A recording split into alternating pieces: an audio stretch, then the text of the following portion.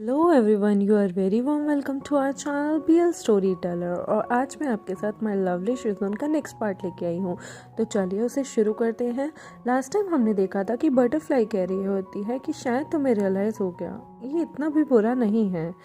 मुझे वुमेन की बॉडी को सब्स्टिट्यूट की तरह यूज़ करने की आदत है। मैंने पहली वुमेन की भी बॉडी इसी तरह यूज़ की थी और मैं लोगों को मारती हूँ क्योंकि ये बटरफ्लाई का तरीका है। मैंने शियांग और की जो स्किन है वो पहनी थी। शियांग और गाइस वो हो सकता है जिसकी स्किन ये पहले पहन चुकी हो। एवरीवन फिर भी बिलीव करते थे कि शियांग अभी भी अलाइव है, यानी कि जिंदा है, क्योंकि मैं उसकी स्किन पहन के घूमती थी। जब उसने बटरफ्लाई को मारा था तो वो बटरफ्लाई की बॉडी की स्किन को पहन के घूम रही थी। तो शियांगियर की बॉडी की स्किन को भी पहनना उतना ही दिलचस्प हुआ करता था जब तक उसने अदर लोगों की बॉडी की स्किन को नहीं ढूंढ लिया था। लियो बिंगे चुपचाप धीरे से ये सारी चीज़ें सुन रहा होता है। उसका गुस्सा कहीं ना कहीं उसकी आंखों में दिख रहा होता है। वो जस्टिस की पुकार तो चाहता ही था, लेकिन वो अभी अपने डेमोन के पॉइजनस एक्शंस को कहीं ना कहीं प्रिजर्व किए हुए था अपने अंदर। निंग यिंगिंग जो थी वो कम्प्लीटली समझ रही थी सिचुएशन क्या है। वो यहाँ पर इंटरप्ट नहीं करना चाहती थी। शेन चिंचियो सिंसियरली रिस्पेक्ट के साथ एक विलन होने के नाते बोलता है, तुम्हारी स्किल जो है वो प्रोफेशनल स्किल्स हैं, लेकिन तुम्हें अपनी साइकोलॉजिकल एक्टिविटीज़ को एक्सपोज नहीं करना चाहिए, क्योंकि तुम डिटेल्स में जितना अपने एक्शंस को बताते हो, टू बी वेरी फ्रैंक, उनका स्टैंडर्ड जो था वो एक कॉलेज एंट्रेंस एग्ज़ाम जैसा ही था। शेन चिंचू कहता है कि यहाँ पर सारे पीरियड में तुम अपनी न्यू स्किन को बदलती हो, क्या ये प्लेजर के लिए है या अनदर रीज़न के लिए? बटरफ्लाई एकदम कोल्ड हंसते हुए बोलती है, तुम्हें लगता है मैं तुम्हें बताऊंगी? तो शिनचिंची उस मन में सोचता है, तुमने बहुत कुछ ऑलरेडी मुझे बता दिया है, तो बिग सिस्टर या बिग ब्रदर, तुम्हें इतना सब कुछ सस्पेंस बनाने की ज़रूरत नहीं है। बटरफ्लाई उसकी तरफ देखती है जो कि निनयिंग बाउंड हुई होती है और लियो भिंगे भी वो उसकी तरफ चल के जाती है। लियो भिंगे अभी भी बहुत ज़्यादा काम था और कंपोज था, लेकिन निन यिंग तो ज़ोर ज़ोर से रोकर बोलती है, डीमन डीमन मेरे पास मत आना, शिजुन प्लीज़ मुझे बचाओ। बटरफ्लाई जो है ज़ोर से हंसती है और कहती है, तुम्हें लगता है तुम्हारे शिजुन तुम्हें बचाने आएंगे? वो तो बेचारे खुद बाइंडिंग इमॉर्टल केबल के थ्रू बंधे हुए हैं। उनकी स्पिरिचुअल पावर अभी भी काम नहीं कर सकती, क्योंकि मैंने उन्हें अपनी जो बाइंडिंग इमॉर्टल केबल है, यानी कि रस्सी है, उससे बांधा हुआ है। उनके लिए बहुत ही ज़्यादा डिफ़िकल्ट है अपनी लाइफ को बचाना, और तुम चाहती हो वो तुम्हें आके बचाएं। कुछ भी हो जाए, शेन चिंचियो इतना ज़्यादा एफर्ट लगा रहा था, लेकिन उसे अपनी स्पिरिचुअल पावर फील ही नहीं हो रही थी और उसे अपनी पल्स भी वीक महसूस होती है। बटरफ्लाई जो है वो एंटर करती है सलीले क्विजिंग मोड में, यानी कि बहुत ही अलग मोड में, वेलकमिंग मोड में, यानी कि किलिंग मोड में, और वो कहती है कितना हेटफुल है अगर एक डीमन कल्टिवेशन जो है वो सफ़र करता है डैमेज को, तुम्हें अपनी स्किन को स्विच करने की इसमें ज़रूरत नहीं होती। ये लिटिल गर्ल की स्किन कितनी टेंडर है, बिल्कुल पानी की तरह, और उसके फेलो डिसिपल्स की भी स्किन काफ़ी अच्छी है। मैं इसकी स्किन को यूज़ कर सकती हूँ। उसके बाद जब मेरी बॉडी स्किन को सक कर लेगी, यानी कि इस स्किन के अंदर की सारी चीज़ों को चूस लेगी, तो उसके बाद मैं तुम्हारे शिव की स्किन को पहनूंगी और मैं उसमें शिव या स्वर्ड भी यूज़ कर सकती हूँ as a second life for me. Leo भिंगे और शेन चिंचियो का मुंह तो देखने लायक होता है कि उसने अभी क्या कहा। तुम्हें लगता है तुमने जो कहा वो सही है? यहाँ तक कि उसने जो भी कहा वो आउट ऑफ क्वेश्चन था और वो उसके फ्यूचर प्लान को रिवील कर रहा था। एक विलन की इंटेलिजेंस इसी में होती है कि वो अपने फ्यूचर प्लान को सेव करके रखे। शेन चिंचियो का हार्ट एकदम से जो है टायर्ड हो जाता है। वो बस चाहता था कि उसे ये सिस्टम ना बस पॉइंट्स दे दे, और उसके लिए ये सारा कुछ इतना बम्पी और डिफ़िकल्ट टास्क होता जा रहा था ना। शेन चिंचियो जो है सिस्टम से बोलता है, डियरली बिलव्ड सिस्टम, अगर मैं कोई मिस्टेक करता हूँ इस मिशन के दौरान तो क्या मैं मर जाऊँगा, या फिर आप मुझे दोबारा से अपॉर्चुनिटी देंगे जिंदा होने की? तभी सिस्टम कहता है कि सिर्फ गोल्डन बॉडी जो मेन प्रोटैगनिस्ट की है वही बच सकती है, बाकी आप तो मर ही जाएंगे। तभी लियो बिंगे सोचता है, डैम इट, यानी कि अगर लियो भिंगे को कोई अटैक करता है तो लियो भिंगे बच जाएगा, लेकिन अगर उस पर चारे पे अटैक होता है तो मतलब उसका मरना तो निश्चित है ही, और वो पहला ही इंसान होगा जो मर जाएगा। यानी कि विलन को हमेशा एक्सीलेंस क्वालिटी मिलेगी। यहाँ उसका दिमाग काम करने लगता है। शन चिंचू जो है वो डिले ना करते हुए टाइम को बटरफ्लाई से क्वेश्चन करता है, तुम हमेशा से यंग ब्यूटीफुल गर्ल्स को ही टारगेट करती हो? तब वो बोलती है, नहीं नहीं, मैंने कब कहा कि मैं सिर्फ यंग या ब्यूटीफुल गर्ल्स को टारगेट करती हूँ। मैं उन्हें टारगेट करती हूँ जिनकी स्किन स्मूथ, ब्यूटीफुल और एक्सक्यूजाइट होती है। एक्सक्यूजिट मतलब बहुत ही ब्यूटीफुल, एक्सट्रीमली ब्यूटीफुल, और मैं हमेशा ही उन्हें टारगेट करती हूँ।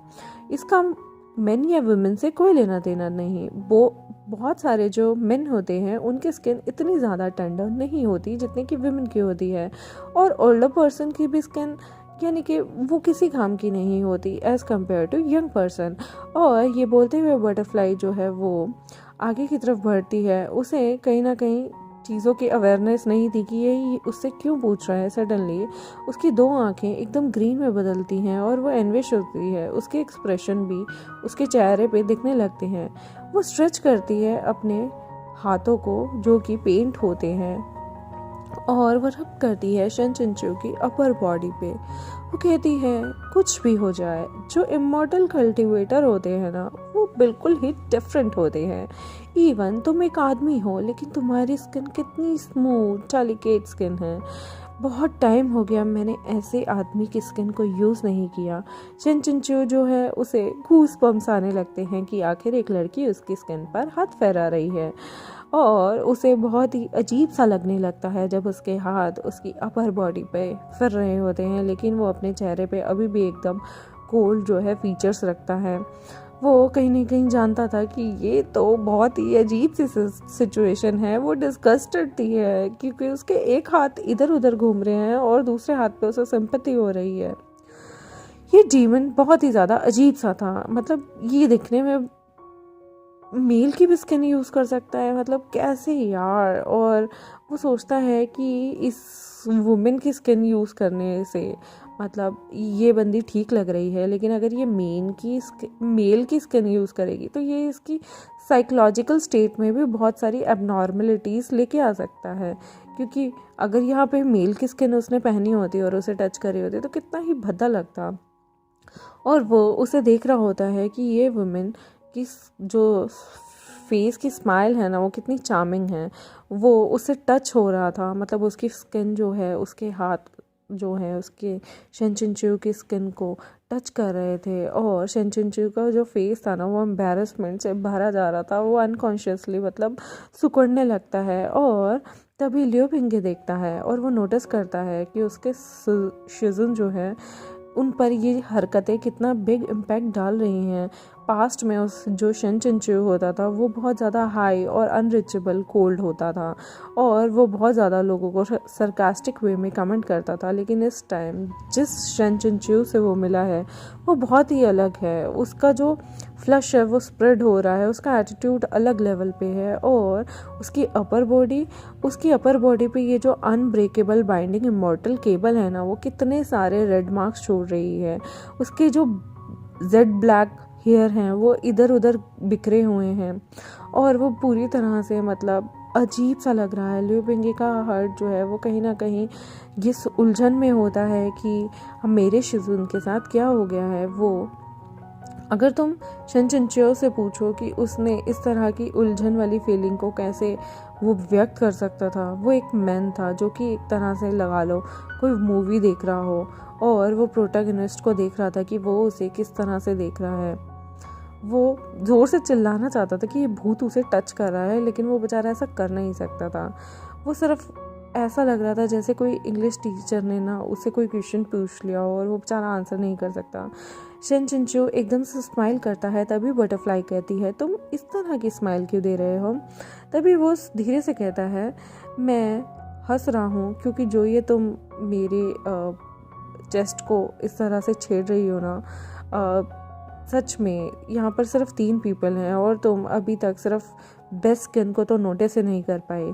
तभी लियो भिंगे ये चीज़ें सुनता है और उसका फेस चेंज हो जाता है, और वो सोच नहीं रहा था कि इस तरह से कोई उस पर चिल्ड ठंडा पानी जैसा घेर देगा, क्योंकि उसके एकदम से होश उड़ते हैं कि उसका शिजुन बात किसके बारे में कर रहा है, यानी कि उसके बारे में। शन चिंचुए एकदम से हंसते हुए बोलता है कि ये लियो भिंगे किस तरह का पर्सन है, इसकी रियल आइडेंटिटी तो वो डिसेंडेंट है डीमंस का, और वो जानता था कि जो डेमन रेल्म है फ्यूचर में इसके अंडर होने वाला है, ये कितना ज़्यादा लोगों को खून बहाने वाला है, और ये मतलब सबसे बड़ा डीमन होने वाला है।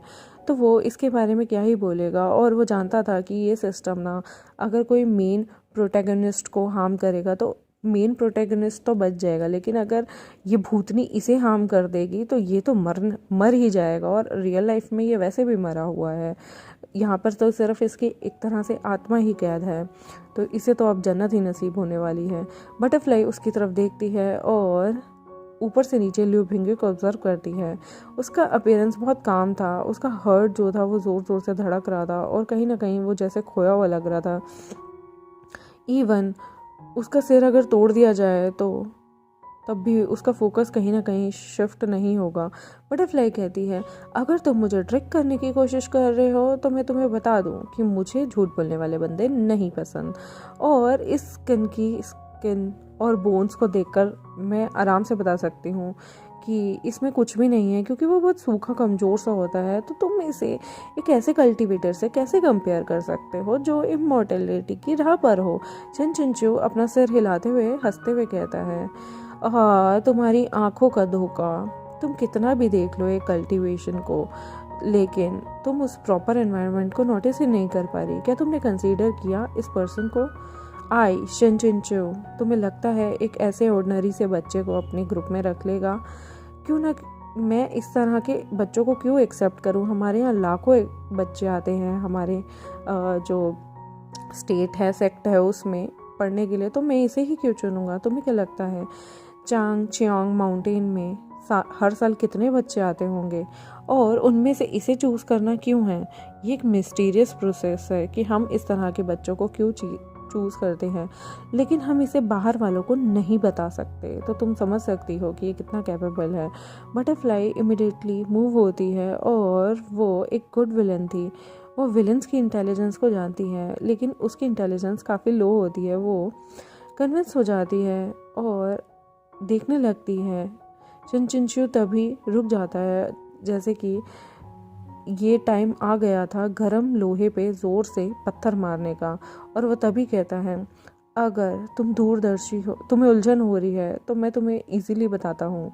मैं तुम्हें एक चीज़ बताता हूँ जो मेरे वर्ड्स को प्रूव करेगा। जाओ उसके क्राउन एरिया पे मारो, और तुम देखोगी कि वो तुम उसे डिसीव नहीं कर पाओगी। लियो भिंगे का फेस तो ऐसे था जैसे वो मरने ही वाला हो। ये शिजुन, वो कितना भी मैच्योर हो, वो बच्चा था, और उसका शिजुन ये क्या बात कर रहा है?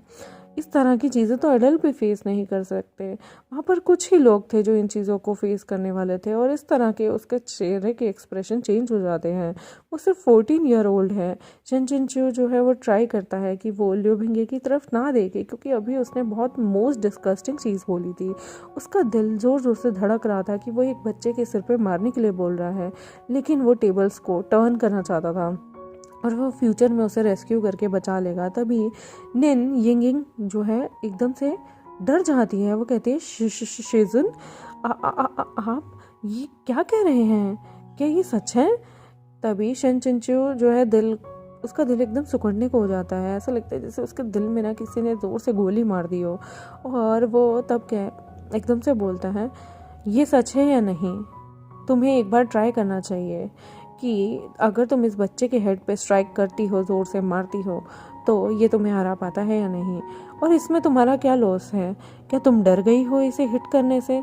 तभी जो है वो एकदम से सिचुएशन को देखती है, वो भूतनी, और लियो भिंगे को देखती है, जो कि बेचारा ऐसा लग रहा था कि वो किसी भी मोमेंट डर से मर ही जाएगा। लियो भिंगे को तो मन में बिलीव ही नहीं हो रहा था कि शन चिंचू से इतनी नफरत करता है कि वो इस डिग्री तक पहुंच गया। वो बेचारा कुछ बोल ही नहीं पा रहा था, और उसकी जो सारी स्ट्रेंथ थी ना, उस जो रोप उसके आसपास बंधी हुई थी। तभी वहाँ निन यिंगिंग को एक पेन फील होता है। बट वो कुछ कह नहीं पाती। शन चिंचू के जो शब्द थे वो टोन बहुत ही ज़्यादा अजीब थी। बटरफ्लाई मन में सोचती है कि मैंने लोगों को इतनी लोगों को मार दिया है तो इस बच्चे से मुझे कैसा डर। वो बोलती है मैं देखना चाहूँगी ये किस तरह की चीज़ है। वो जैसे ही बोलती है वो लिu बिंगे की तरफ जाती है और उसे पाम स्ट्राइक देने ही वाली होती है कि मैं आपसे बाकी की चीज़ें डिस्कस करूँगी नेक्स्ट चैप्टर में। तब तक के लिए बाय बाय। मेरे चैनल को सब्सक्राइब कर दें, वीडियोस को लाइक कर दें और अपने दोस्तों के साथ शेयर कर दें। Thank you very much. तब तक अपना ख्याल रखें। Bye bye.